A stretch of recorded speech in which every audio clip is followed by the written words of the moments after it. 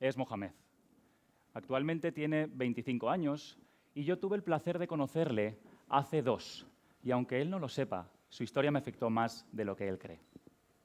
Él es uno de los 5 millones de refugiados sirios que salió de su país tras 5 años de guerra por miedo a morir en casa o hacerlo militando en el ejército.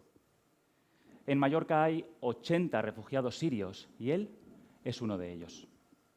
Su llegada a Palma no fue fácil. En 2015, y tras salir de Alepo, su ciudad natal, llegó en autobús hasta el Líbano y allí estuvo peregrinando semana tras semana para llegar a Turquía, donde entró en un campo de refugiados y allí la policía le asignó un número para poder cruzar la frontera. Llegado ese momento, ahí quedó recluido durante 1 año, ya que en el momento en el que él tenía que cruzar esa frontera, se le cerraron las puertas a su turno. Fruto de la desesperación y llegado ese momento, Mohamed se embarcó en una patera de goma de no más de 6 metros, hacinado junto a 35 personas, gente mayor, niños, un bebé de 6 meses. Me comentaba que había muchísimas olas, la gente no sabía nadar, iba cayendo al agua, en el que me confesaba que iba a ser el viaje más terrorífico de su vida. Les dejaron a merced del temporal, sin nadie que tripulara esa embarcación. 13 horas primero en un río, más tarde 6 horas en mar abierto, sin que pudieran hacer nada y tras haber pagado más de $600 a la mafia turca. Después de este calvario y tras llegar a Atenas, él curiosamente se inscribe en un programa de voluntariado local, donde decide ayudar a la gente más necesitada de la capital, y es allí donde intenta sobrevivir e ir trabajando en lo que él puede, mientras espera que dentro del programa de refugiados europeo aparezca un país, que es España, y que vía Madrid llegue a Mallorca.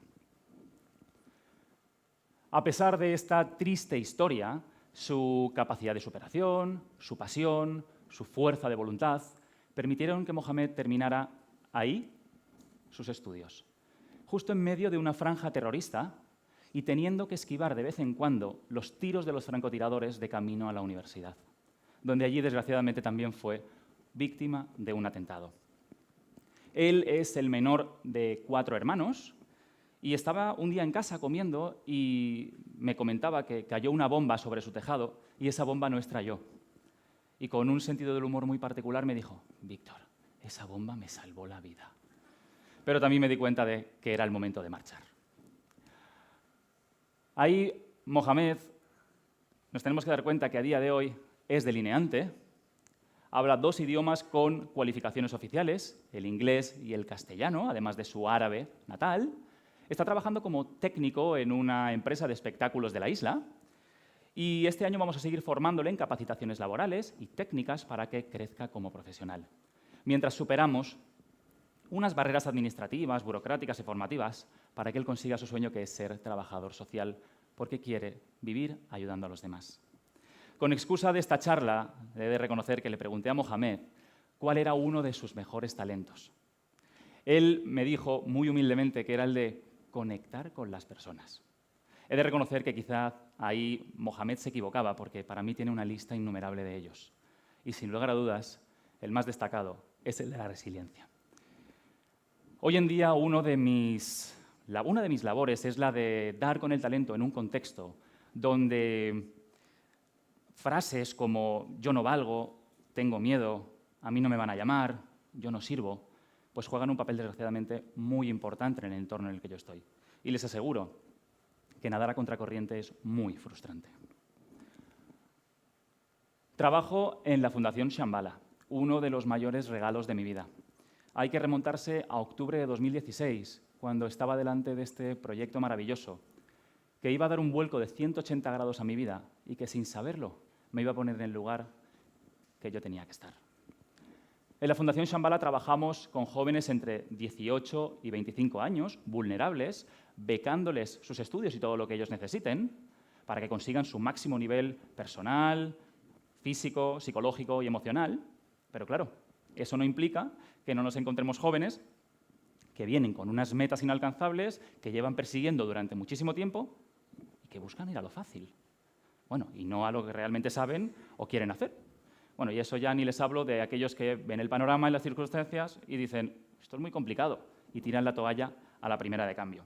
Por eso, desde la Fundación, intentamos que ellos se reflejen en el espejo de la cruda realidad, que aunque duela, un exceso de optimismo o de pesimismo sería igual de malo en ambos lados.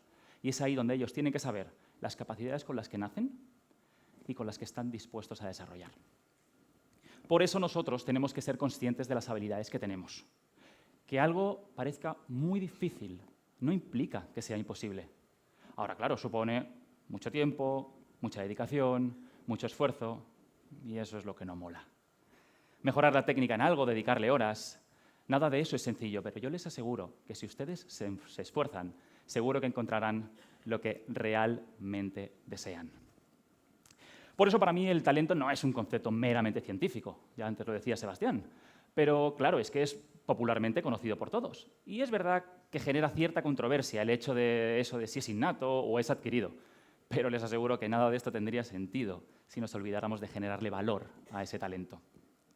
Por eso la mejor forma, y creo que la más fácil de entenderlo, sería con una mezcla de 4 conceptos básicos. El primero de ellos sería el de la habilidad, saber hacer. El segundo, esa capacidad, ese poder hacer. El tercero sería esa actitud, el querer hacer. Y el cuarto sería, y probablemente uno de los más importantes, hablando a día de talento sin oportunidad, el de las circunstancias, que te dejen hacer.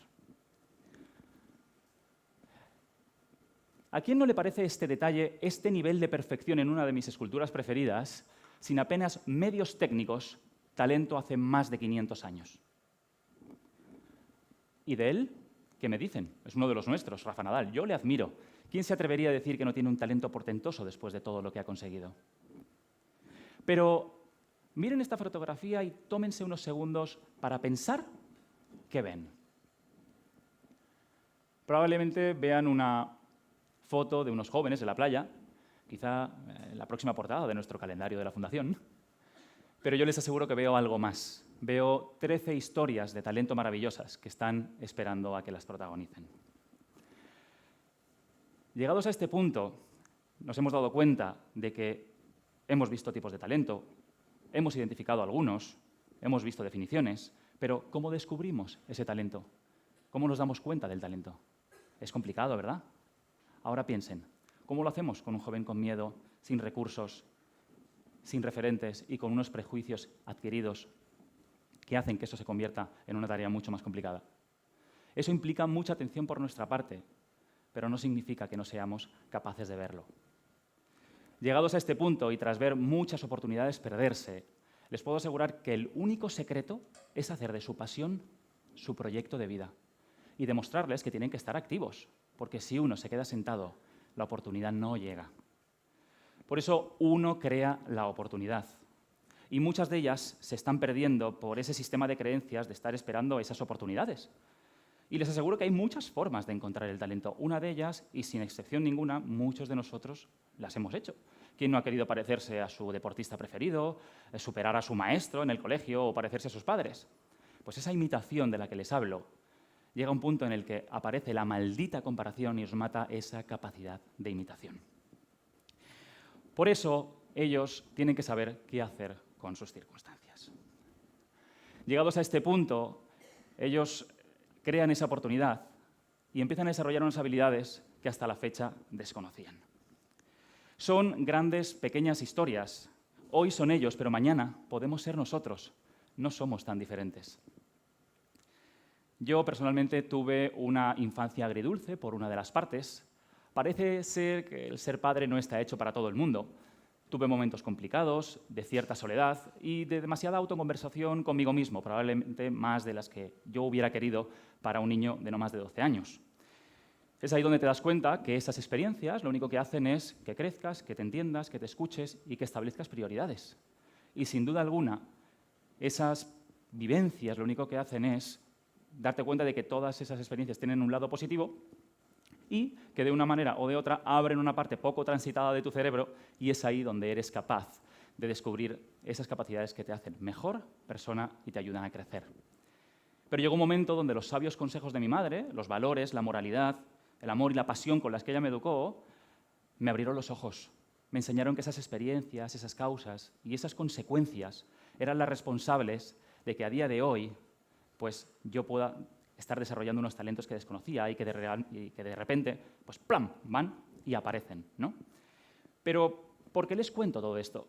Pues porque debido a esas experiencias de maduración forzada, se fueron desarrollando el entusiasmo, el sentido del humor, la empatía, la solidaridad, talentos que a día de hoy yo puedo seguir trabajando y puedo compartir con la gente con la que trabajo. Créanme que el desarrollo del talento influye mucho más de lo que ustedes creen en la superación de experiencias traumáticas como las de ellos. Y que si cuidamos un poquito más cómo decimos las cosas, que realmente qué decimos en sí, el talento brota solo.